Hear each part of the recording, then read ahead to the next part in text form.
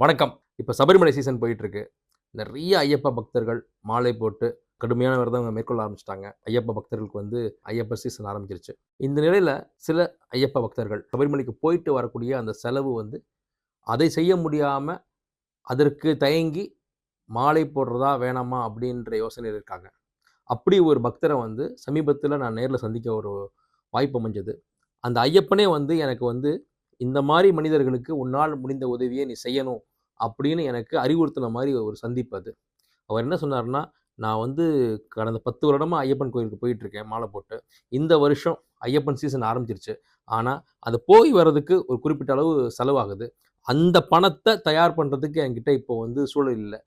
குடும்பத்துக்காக எல்லா செலவும் கரெக்ட்டா இருக்கு. இந்த விஷயத்துக்காக செலவு பண்றதுக்கு காசு தனியா எடுத்து வைக்க முடியல அப்படின்னு சொன்னாரு. அந்த இடத்திலே என்னால அந்த இடத்துல வச்சு என்ன உதவி செய்ய முடிஞ்சுச்சோ, அத செஞ்சேன். மேற்கொண்டு அவருக்கு போக்குவரத்துக்கு என்னலாம் செலவு இருக்கோ, அதெல்லாம் செய்றதாக நான் உறுதி அளிச்சிருக்கேன்.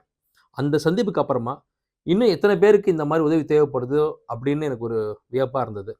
எல்லாருக்கும் செய்ய முடியுமான்னு தெரியல. ஆனா, என்னால் இயன்று அந்த மாரி எத்தன பேருக்கு முடியுமோ, பொருளாதார உதவியா என்னால ஐயப்பன் கோயிலுக்கு போயிட்டு வர்றதுக்கு என்னால முடிஞ்ச உதவிய செய்யறதுக்கு நான் தயாரா இருக்கேன்.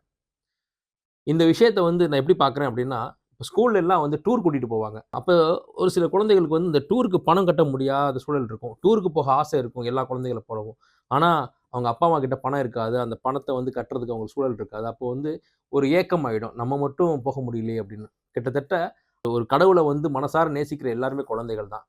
அப்ப ஐயப்ப பக்தர்களுக்கு இந்த ஐயப்ப சீசன்ல மாலை போட்டு விரதம் இருந்த ஐயப்பனே அந்த சுவாமியே சரணம் ஐயப்பான்னு விரதம் இருந்து அவங்க அந்த ஐயப்பன போய் தரிசிக்கும்போது, அந்த ஒரு குழந்தை ஒரு டூருக்கு போகும்போது எந்த அளவுக்கு சந்தோஷப்படுமோ, அந்த சந்தோஷத்த அனுபவிப்பாங்க. வருஷத்திலே ஒரு முறை தான்.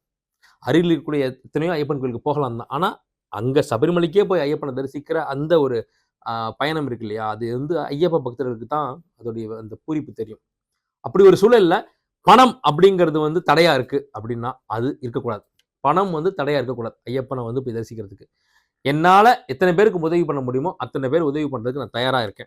உங்களுக்கோ, இல்ல உங்களுக்கு தெரிஞ்சவங்க யாராவது இந்த மாரி பண உதவி இல்லாம மாலை போடுறதுக்கு தயங்கிட்டு இருக்காங்கன்னா, தயவு செஞ்சு அவங்களுடைய டீட்டெயில்ஸ் என்ன எப்படிங்கிறத என்னுடைய Instagram பேஜ் அதுல போய் இன்பாக்ஸ்ல நீங்க தெரிவிக்கலாம்.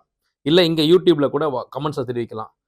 ஸோ என்னுடைய குழுவினர் அந்த ஜென்யூனிட்டி என்ன? உண்மையிலே அவங்க இதற்காக தான் காத்திருக்காங்களான்றத செக் பண்ணிட்டு, அவங்க எந்த குழு மூலமா ஐயப்பன் கோயிலுக்கு போறதுக்கு தயாரா இருக்காங்களோ, அந்த குழுவினருடைய ஜிபே எண்ணுக்கு என் பக்கத்துல இருந்து நிச்சயமா அதுக்கு தேவையான பொருளுதவி அவங்கள போய் சேரும்.